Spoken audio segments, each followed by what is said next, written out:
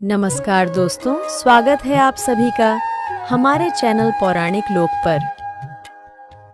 चैत्र मास की एकादशी न्यारी, पाप मिटे पाए सुख संपत्ति सारी। ध्यान धरें जो नारायण का प्यारे, कभी न रहे जीवन में दुख के सहारे। राधे राधे हरे कृष्णा प्रिय मित्रों, आप सभी को पुण्य फलदायिनी पाप मोचनी एकादशी की हार्दिक शुभकामनाएं। प्रिय मित्रों, चैत्र मास के कृष्ण पक्ष में आने वाली एकादशी को पाप मोचनी एकादशी के नाम से जाना जाता है। पाप मोचनी शब्द पाप और मोचनी दो शब्दों से मिलकर बना है। पाप का अर्थ है पाप या दुष्कर्म और मोचनी का अर्थ है पाप कर्म से बचाने वाली। मित्रों, अपने जीवन में हर मनुष्य जाने अनजाने में ही सही पर छोटे बड़े पाप जरूर करता है, जिसका प्रायश्चित व्यक्ति को समय रहते ही कर लेना चाहिए, नहीं तो नरक की यातना भुगतनी पड़ती है। प्रिय भक्तों, मनुष्य के इन्हीं पापों का क्षण भर में ही नाश करने वाली एकादशी है पाप मोचनी एकादशी। कहा जाता है कि पाप मोचनी एकादशी का व्रत करने से मनुष्य के सभी पाप नष्ट होकर अंत समय में मोक्ष प्राप्त होता है। यह व्रत आर्थिक रूप से समृद्धि और सौभाग्य बढ़ाता है और पारिवारिक जीवन में सुख शांति और प्रेम बनाए रखता है। तो चलिए मित्रों, माता लक्ष्मी और भगवान श्री हरि विष्णु जी के चरण कमलों का ध्यान करते हुए सुनते हैं पाप मोचनी एकादशी के व्रत की पुण्य फलदायी कथा। एक समय की बात है, धर्मराज युधिष्ठिर ने भक्तिभाव से श्री कृष्ण से विनय पूर्वक पूछा, हे जनार्दन, हे मुरलीधर, कृपा करके मुझे बताइए, चैत्र मास के कृष्ण पक्ष की एकादशी का क्या नाम है और इसका क्या महत्व है। तब करुणामय भगवान श्री कृष्ण ने स्नेह पूर्वक उत्तर दिया, हे राजन, यह पुण्यदायिनी तिथि पाप मोचनी एकादशी कहलाती है। इसके व्रत और कथा के श्रवण से मनुष्य के जन्मों जन्मों के पाप नष्ट हो जाते हैं और उसे परम शांति एवं मोक्ष की प्राप्ति होती है। हे राजन, पापमोचनी एकादशी व्रत के महत्व का वर्णन भविष्य उत्तर पुराण और हरिवंश पुराण में किया गया है। ऐसा कहा जाता है कि पाप मोचनी व्रत व्यक्ति को सभी पापों के प्रभावों से न सिर्फ मुक्त करता है, बल्कि व्यक्ति को पाप करने से बचाता भी है। पाप मोचनी एकादशी का व्रत करने से हिंदू तीर्थ स्थानों पर विद्या ग्रहण करने, गाय दान करने और अश्वमेध यज्ञ करने से भी अधिक पुण्य मिलता है। हे राजन, एक बार देवर्षि नारद ने आदर पूर्वक अपने पिता जगत सृजनहार ब्रह्मा जी से विनती की, हे पिताश्री, कृपा करके मुझे चैत्र मास के कृष्ण पक्ष की एकादशी की दिव्य कथा सुनाइए। ब्रह्मा जी मुस्कुराकर बोले, हे वत्स नारद, यह व्रत अत्यंत पुण्यदायी है और इसकी कथा अत्यंत मधुर एवं कल्याणकारी है। अतः तुम इसे एकाग्रचित होकर श्रवण करना, क्योंकि अधूरी कथा या अपूर्ण ज्ञान न तो लाभकारी होता है और न ही मोक्षदायी। तब नारद जी विनम्र होकर बोले, हे प्रभु, मैं पूर्ण श्रद्धा और मनोयोग से इस पावन कथा को सुनने के लिए तैयार हूँ। कृपा कर आप इसे आरंभ करें। ब्रह्मा जी प्रसन्न होकर बोले, हे नारद, ध्यान पूर्वक सुनो, यह कथा अत्यंत पुण्यदायिनी है। प्राचीन काल में चित्ररथ नामक एक अत्यंत मनोहर वन था, जहां सदा वसंत ऋतु का वास रहता था और चारों ओर सुगंधित पुष्प खिले रहते थे। उस रमणीय वन में कभी गंधर्व कन्याएं आनंद पूर्वक विहार करती थीं और कभी स्वर्ग के राजा इंद्र अपने अन्य देवताओं संग क्रीड़ा करते थे। उसी वन में मेधावी नामक एक तेजस्वी ऋषि भी गहन तपस्या में लीन रहते थे, जो शिव जी के परम भक्त थे और अत्यंत संयमित जीवन जीते थे। एक बार की बात है, जब महर्षि मेधावी अत्यंत गहन एकांत में भगवान शिव की कठोर तपस्या में लीन थे और उनके चारों ओर वनों की नीरवता और दिव्यता व्याप्त थी, तभी स्वर्ग की सुंदर अप्सरा मंजुघोषा ने ऋषि की कठिन साधना देखकर उन्हें मोहित करने का प्रयास किया। वह कोमल पगों से समीप आकर कुछ दूरी पर बैठ गई और अपनी मधुर वीणा के दिव्य सुरों से सारा वातावरण सुरम्य और रागमय कर दिया। मीठी ध्वनि, मोहक स्वर और अनुपम सौंदर्य से वन की शांति में भी एक विचित्र आकर्षण भर गया। उसी समय कामदेव ने भी ऋषि मेधावी की तपस्या को भंग करने के लिए अपने बाण चलाने का प्रयास करने लगे। कामदेव ने उस सुंदर अप्सरा के भ्रू का धनुष बनाया, कटाक्ष को उसकी प्रत्यंचा बनाई और उसके नेत्रों को मंजुघोषा अप्सरा का सेनापति बनाया। इस रूप में सज्जित होकर कामदेव ने महर्षि मेधावी जैसे परम शिव भक्त को भी वश में करने की ठान ली। उस समय महर्षि मेधावी स्वयं भी तेजस्वी और हृष्ट-पुष्ट युवा थे, जिन्होंने यज्ञोपवीत और दंड धारण कर रखा था और अपने तेज में वे मानो स्वयं कामदेव के ही समान प्रतीत हो रहे थे। मुनि मेधावी को तप में लीन देख कामदेव के वश में आई सुंदर अप्सरा मंजुघोषा ने अपनी कोमल अंगुलियों से धीरे धीरे वीणा बजानी शुरू की और मधुर स्वर में प्रेम भरे गीत गाने लगी। उसके स्वर और सौंदर्य की माधुर्य लहरें वातावरण में व्याप्त हो गईं और मुनि का मन भी विचलित होने लगा। धीरे धीरे मुनि मेधावी उस अप्सरा के मोहक रूप और सुरों में पूरी तरह आकर्षित हो गए और उनके मन में काम की भावना जाग उठी। जब मंजुघोषा ने उन्हें कामग्रस्त जानकर अपने कोमल बाहुपाश में भर लिया, तो मुनि भी उस मोह माया में बंध गए। शिव जी का स्मरण और तपस्या सब विस्मृत कर वे कामवश अप्सरा संग रमण में लीन हो गए। मुनि मेधावी काम वासना में इतने अधिक डूब गए कि उन्हें समय का कोई भान ही न रहा, न दिन की सुधि रही न रात की। वे लंबे समय तक मंजुघोषा के साथ उसी मोह माया में रमण करते रहे और अपनी तपस्या, व्रत और साधना सब भूल बैठे। जब कई दिन बीत गए, तब एक दिन मंजुघोषा ने मुनि से निवेदन किया, हे महामुनि, हमें इस प्रकार रमण करते हुए बहुत समय हो चुका है, इसलिए हे ऋषिवर, कृपा करके अब मुझे स्वर्ग लौटने की आज्ञा प्रदान करें। अप्सरा के इन वचनों ने मुनि को धीरे धीरे मोह से बाहर लाने का कार्य किया। अप्सरा की बात सुनकर ऋषि ने कहा, हे मोहिनी, संध्या को तो आई हो, प्रातःकाल होने पर चली जाना। ऋषि के ऐसे वचनों को सुनकर अप्सरा उनके साथ रमण करने लगी। इसी प्रकार दोनों ने साथ साथ बहुत समय बिताया। मंजुघोषा ने एक दिन फिर ऋषि से कहा, हे विप्र, अब मुझे यहाँ आए काफी समय बीत चुका है और अधिक समय तक मेरा यहाँ रुकना उचित नहीं। कृपा करके आप मुझे कृपया स्वर्ग लौट जाने की आज्ञा दीजिए। मुनि ने इस बार भी वही कहा, हे रूपसी, अभी ज्यादा समय व्यतीत नहीं हुआ है, कुछ समय और ठहरो। मुनि की बात सुन अप्सरा ने कहा, हे ऋषिवर, आपकी रात तो कई युगों जितनी लंबी है। आप स्वयं ही सोचिए कि मुझे आपके पास आए कितना समय हो गया। अब और ज्यादा समय तक ठहरना क्या उचित है? अप्सरा की बात सुनकर मुनि मेधावी चौंक उठे और पहली बार उन्हें समय बीतने का बोध हुआ, जिससे उनका मन गहरे विचारों में डूब गया। जब उन्होंने जाना कि वे कई वर्षों तक भोग और मोह में डूबे रहे, तो उन्हें अपने तप और संयम के नष्ट हो जाने का दुख हुआ और वे मंजुघोषा को कालस्वरूप मानने लगे।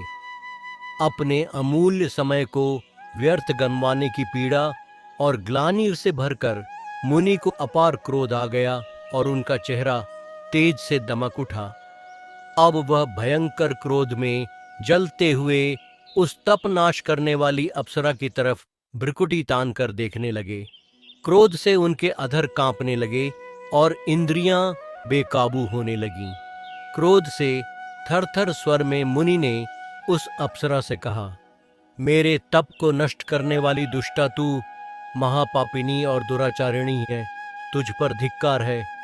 मैं तुझे श्राप देता हूँ कि मेरा तप नष्ट करने के पाप के कारण तू पिशाचिनी बन जा।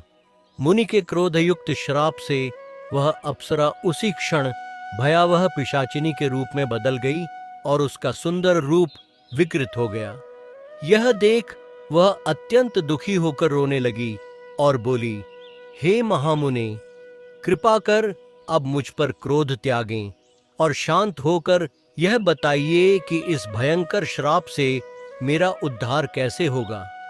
वह क्षुब्ध होकर बोली, हे ऋषिवर, मैंने तो अकेले यह सब नहीं किया, आपके साथ ही रमण किया था।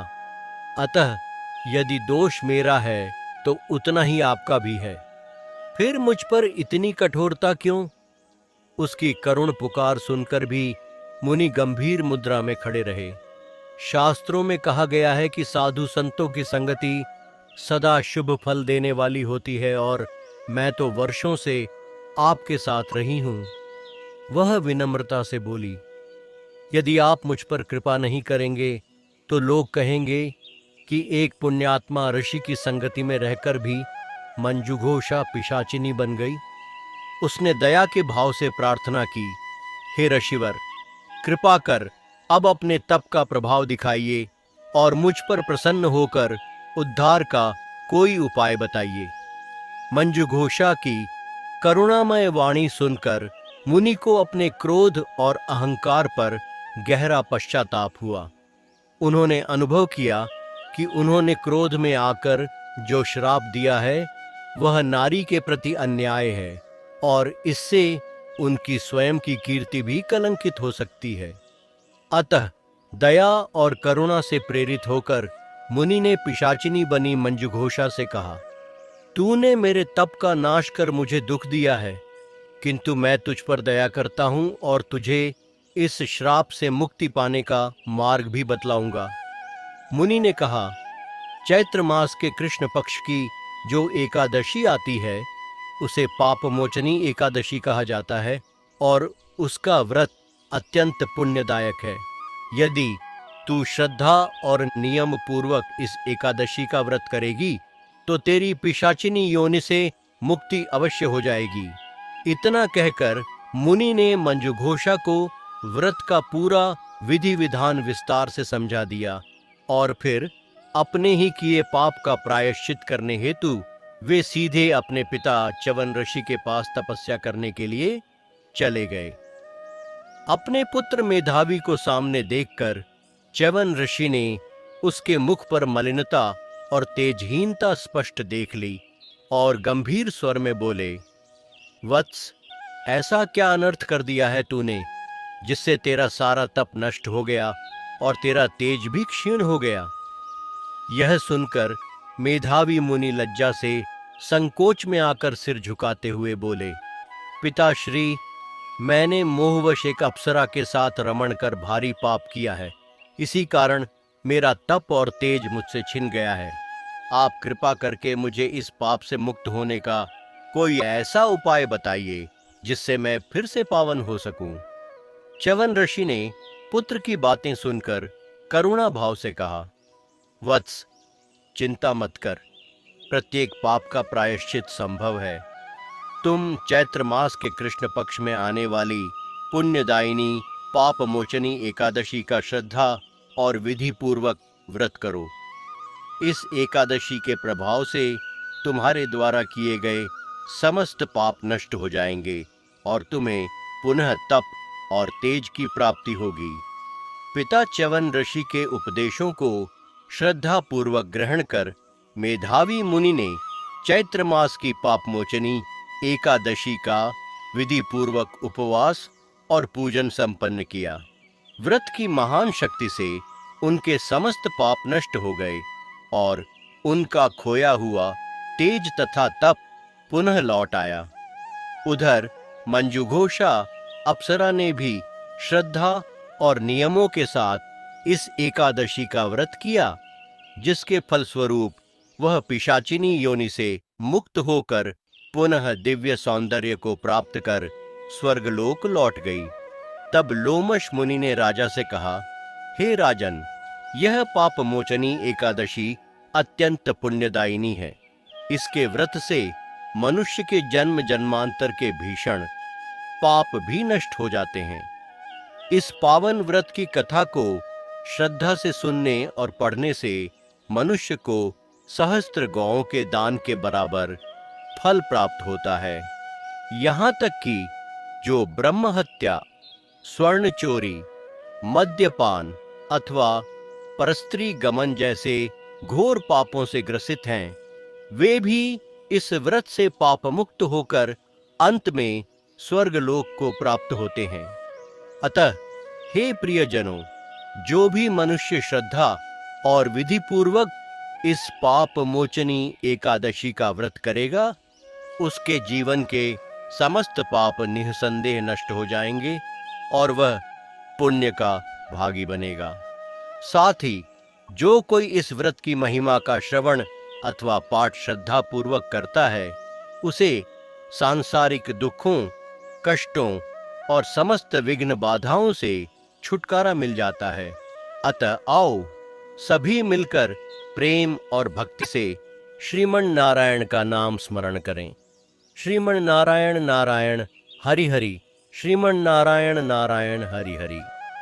अब चलिए सुनते हैं एकादशी माता की एक अन्य कथा। गालव मुनि का भद्रशील नामक एक पुत्र था। भद्रशील ने बाल्यावस्था से ही एकादशी माता का व्रत और पूजा अर्चना आरंभ कर दिया था। वो सच्ची श्रद्धा और निष्ठा भाव से पूरे दिन एकादशी का व्रत करता और कथा सुनता। शाम के समय ब्राह्मणों को भोजन करवाया करता तथा पूरी रात्रि श्रीमन नारायण नारायण हरि हरि का जाप करता। अगले दिन यानी कि द्वादशी को एकादशी व्रत का पारण करके ही भोजन ग्रहण किया करता था।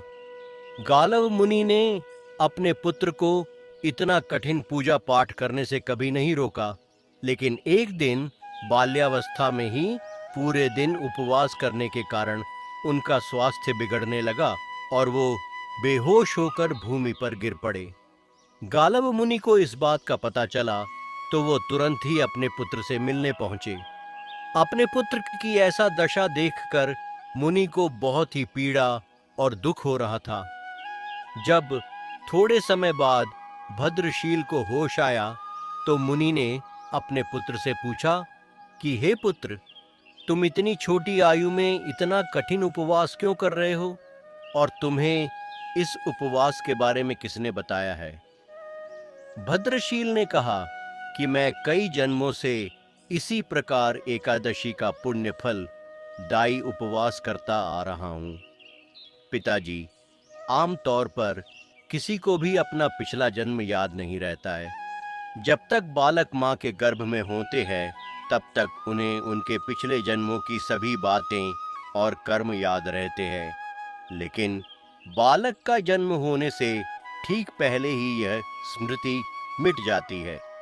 परंतु भद्रशील को अपने पिछले जन्म की याद उस वर्तमान काल में भी थी और इसका कारण था यह एकादशी व्रत की शक्ति, जिसका भद्रशील पालन किया करते थे।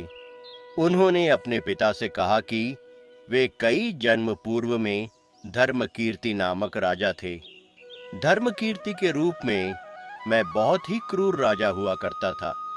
उसके राज्य की प्रजा उसे बिल्कुल भी पसंद नहीं करती थी, क्यों धर्मकीर्ति उन पर बहुत अत्याचार किया करता था।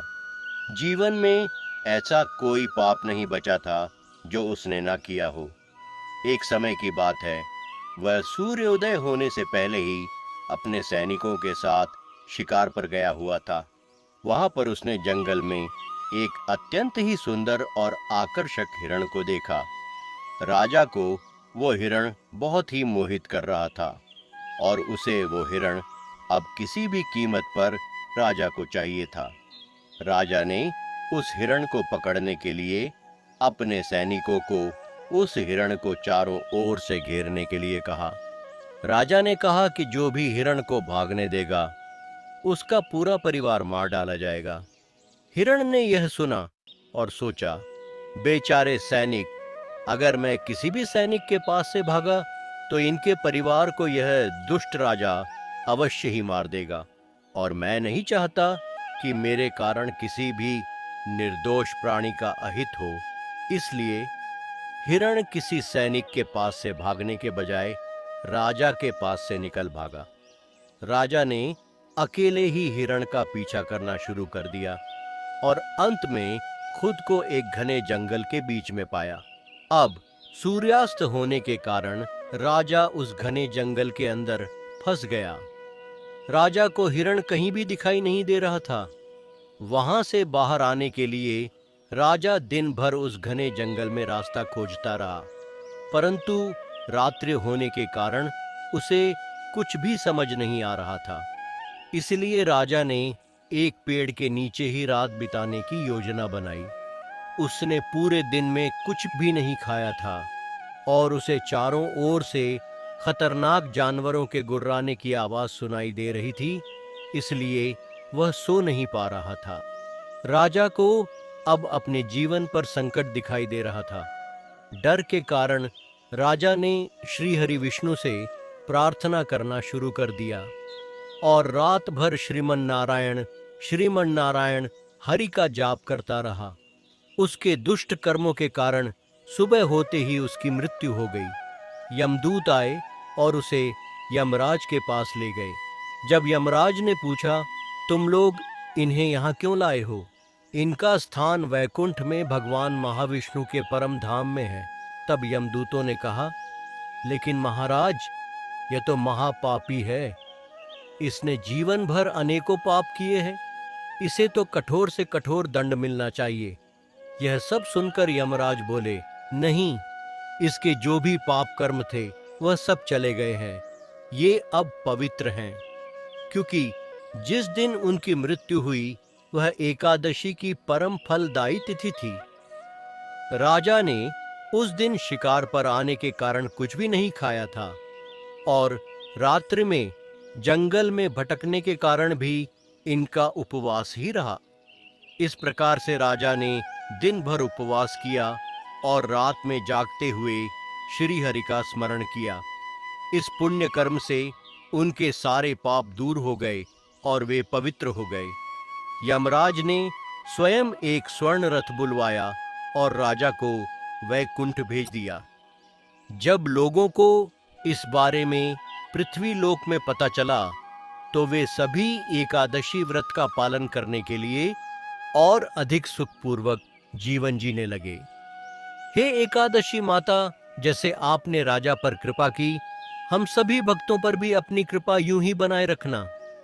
तो बोलिए, 11 माता की जय हो, एकादशी माता की जय हो। श्रीमन नारायण नारायण हरि हरि, श्रीमन नारायण नारायण हरि हरि।